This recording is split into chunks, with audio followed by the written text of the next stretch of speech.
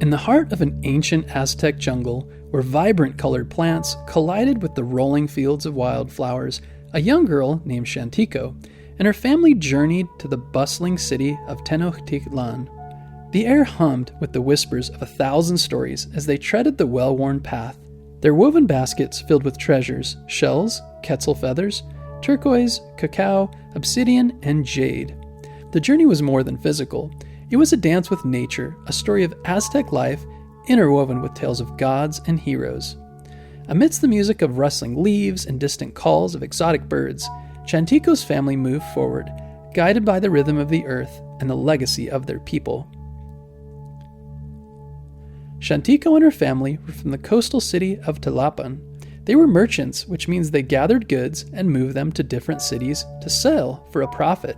This is how they survived. They were ancient Aztecs in what is now modern-day Mexico and worked hard to move their goods, whatever the task required. Xantico thought back about their preparations the day before. As the sun rose over Tlapan, her family had gathered their goods and set out on their journey. The salty breeze from the nearby ocean whispered on the wind and seemed to bid them farewell. Xantico's father carried a woven basket filled with shells, a reminder of their coastal home. Her mother wore a headdress decorated with quetzal feathers, a symbol of honor and prestige. The road to Tenochtitlan led them through many environments. At first, the sandy shores gave way to vibrant jungles with towering chiba trees.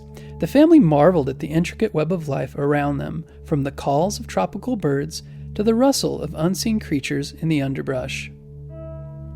The family marveled at the intricate web of life around them, from the calls of tropical birds to the rustle of unseen creatures in the underbrush.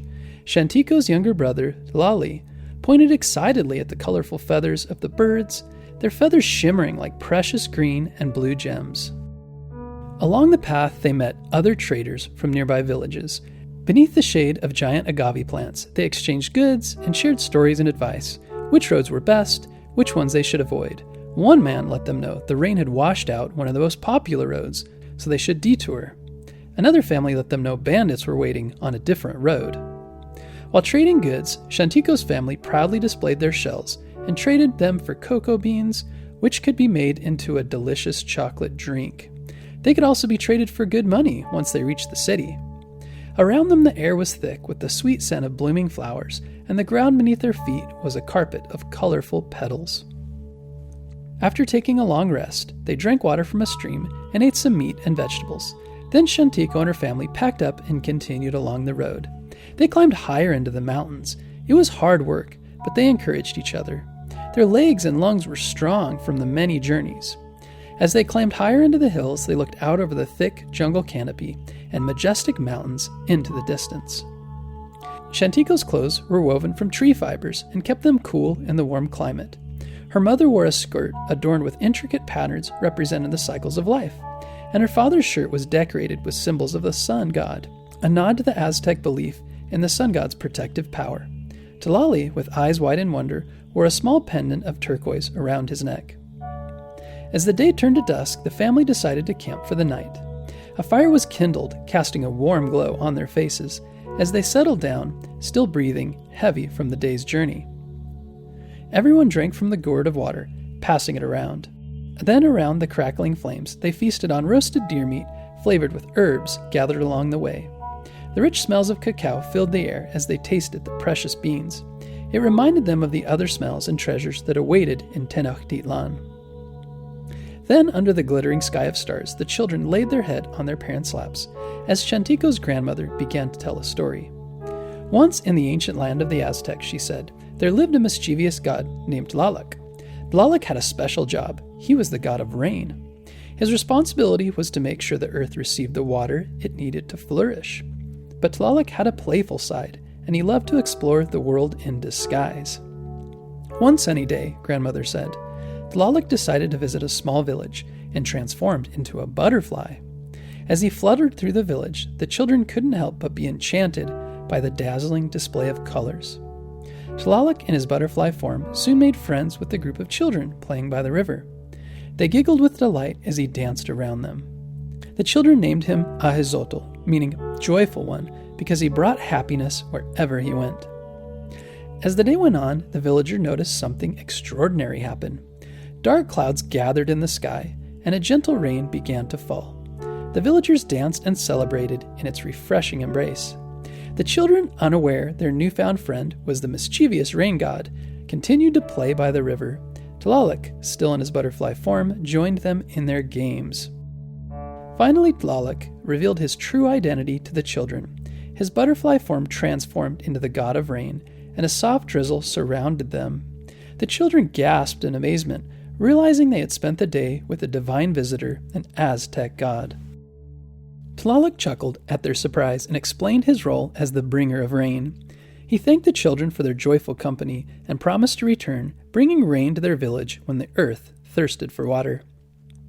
From that day forward, the children in the village eagerly awaited the return of the butterfly, who brought not only laughter but also the gift of rain. Xantico smiled and became sleepy during her grandmother's story. She loved hearing her soothing voice. As she lay beneath the starry sky, Xantico felt a profound sense of belonging. Wrapped in blankets woven with care, she drifted into dreams of butterfly gods and filled with the promise of a new day.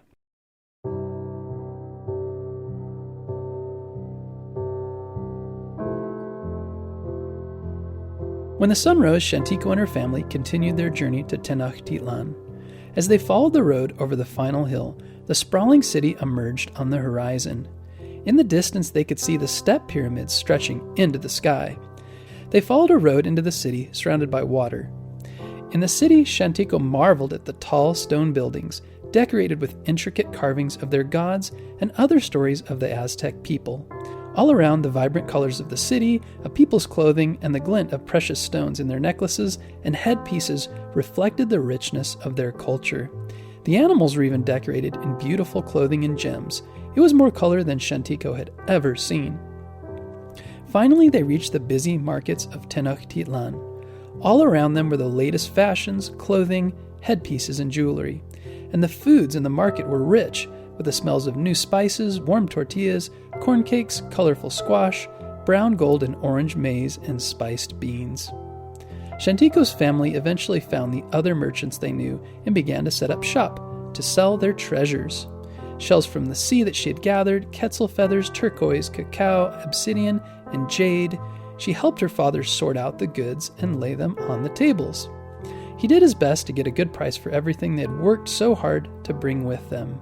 And by the end of the day, his bag was heavy with gold pieces carved with the intricate designs of the Aztec gods. Together they explored the market and bought cornmeal and spiced beans and tortillas, along with some of the tools they needed at home for farming, hunting, and gathering, and a few bowls for meal times. Xantico's father bought her mother a jeweled necklace, and he bought her a doll made of wood with a beautiful red dress. Her brother got a wooden sword, which he swung around playfully. They found a place on the top of a tall building to settle in and eat and rest from their day's labors. As the day drew to a close, Xantico looked out over the grand city, marveling at the step temple stretching high above them.